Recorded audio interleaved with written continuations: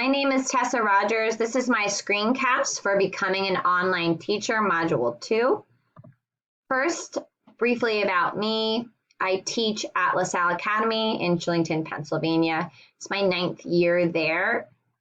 I teach in a self-contained 3rd grade classroom. It's actually the only 3rd grade in the school currently. And I have taught 3rd grade for 7 years.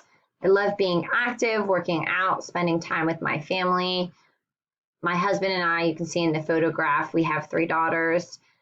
Peyton is 2, Dylan is 6, and Tegan is 9.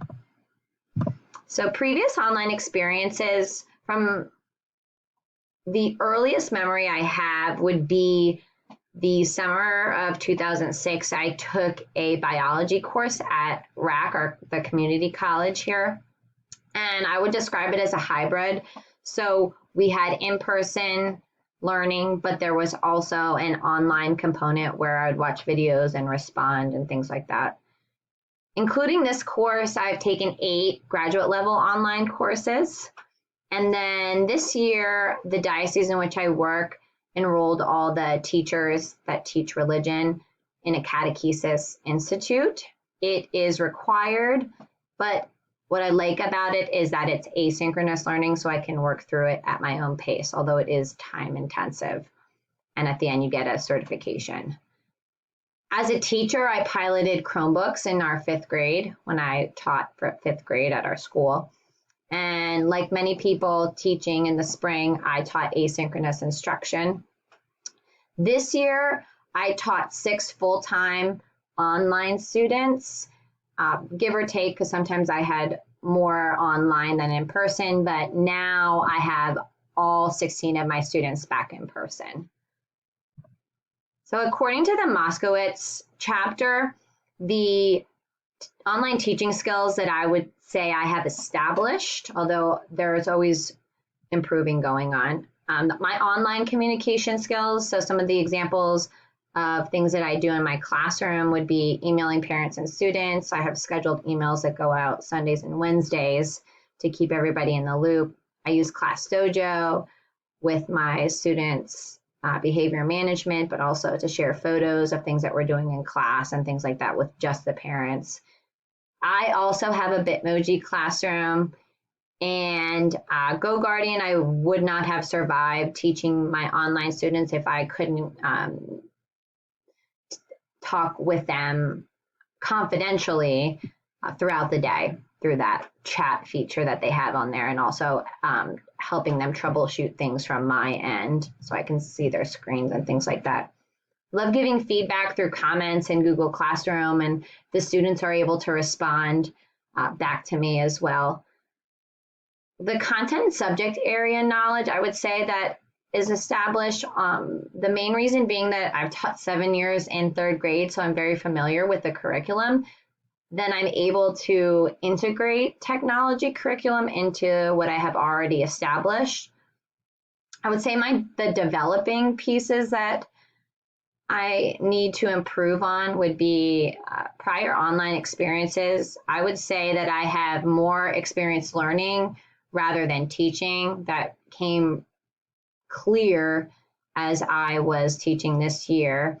And then also being able to collaborate with online instructors. I think I would be able to learn a lot.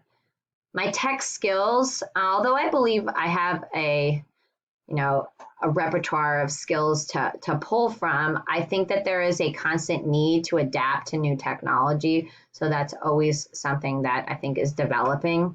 And then I would also like to be able to fix online things faster, being able to describe to my students. So good teaching is good teaching was a quote that one of the teachers said in that video. I thought that was really poignant, because in the Moskowitz chapter 2, when you look at the effective skills for online teaching versus face-to-face, they overlap. So I highlighted the ones that I thought were definitely both. Dedication, motivation, passion, and patience. I think if you are teaching, you need those 3.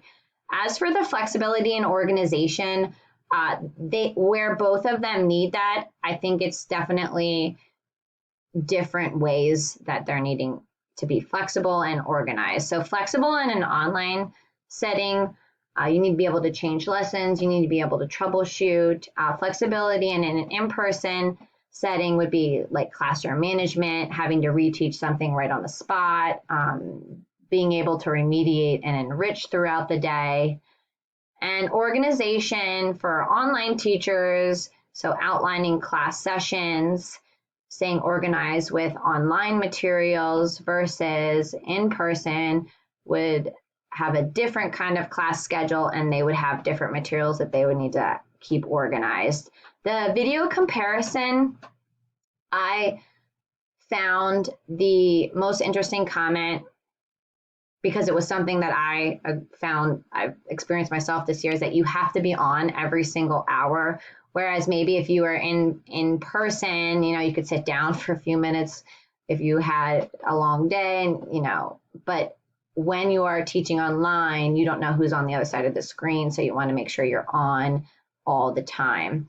I thought it was interesting too that discipline problems were non-existent. So the teacher mentioned that if somebody was speaking out of turn, they could just mute the video for them. Also, that they were able to record videos so that the students could watch them over again. So if a student didn't know or didn't pick up on the information the first time around, that the teacher could just say, okay, well, here's the link to the lesson again. You can rewatch the video. Whereas we know in face-to-face, if they don't get something the first time around, you kind of have to show them again, and sometimes even again. So the hardest aspect of online teaching that I've certainly experienced this year, I think, would be the student issues. So a quote that I found to be very relevant was that students do either do very well or don't do anything at all.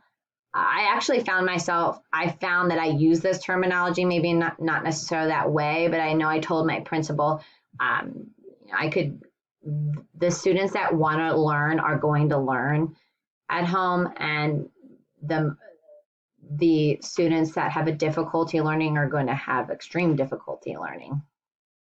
So they have to be able to have self-regulated behaviors. I also understand that the modeling is much different. So the modeling that I would do in front of my in-person students was way different than what I had to do for my online learners. And then the same being the expectations. So the expectations for my in-person students were much different than the expectations for my online students. A perfect example of that was the timeliness aspect. I knew when my in-person students were going to be in front of me because I had control over what they were doing when they were in the classroom. But I didn't know sometimes if I would have to get a hold of people after lunch to get back online and things like that. Thank you very much. I'm looking for your feedback.